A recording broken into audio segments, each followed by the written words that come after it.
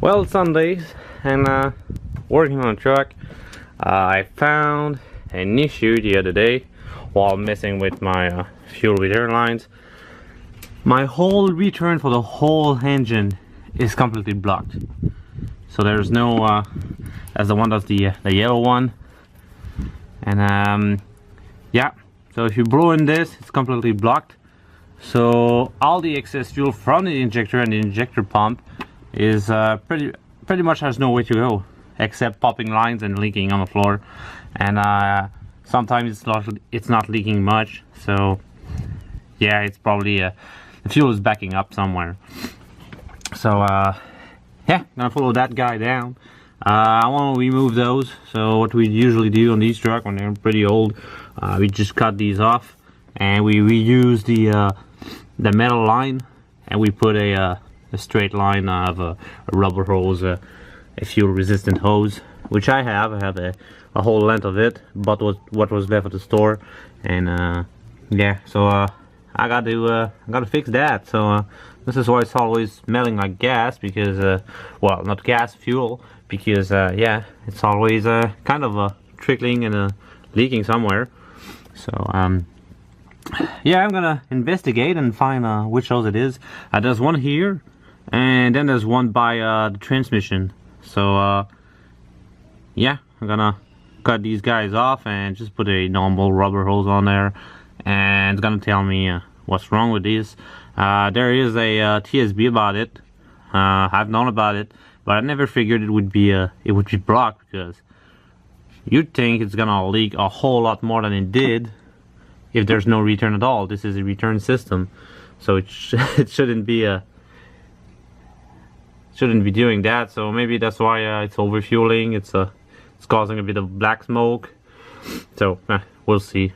I'm not expecting a huge result, but there's something that needs to be fixed. If it fixes other stuff, if it makes it run better, yeah, as be it. But she works pretty good considering this. So yeah, gonna figure out what it is and come back. So yeah, there we go.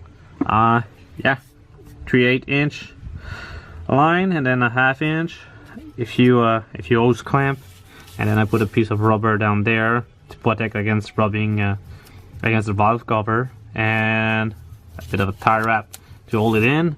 And yeah, always, you know, you gotta trim those tie wrap ears. Always trim the excess, because every time you don't trim the excess of your tie wraps, God kills a kitten, you know. So, there you go, one kitten saved.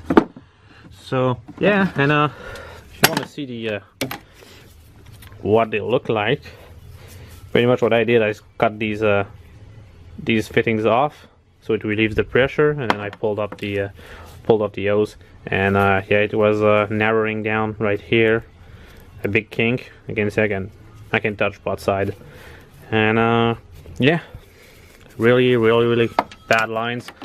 And this guy here is one of the guy I suspected being having an effect on my p1093 code, because yeah, it doesn't look too bad when the sleeve is on, but once you remove the sleeve, yeah, it's pretty damn thin here, so it's closing down, and it could be causing it.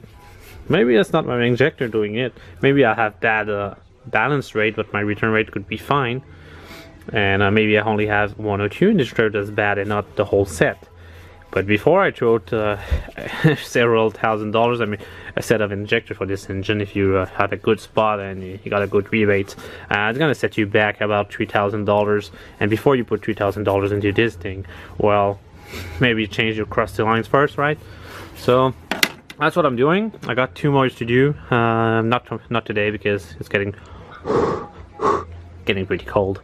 So yeah, those two between the frame and the cab, just near the transmission bell housing. There's 2 more like this.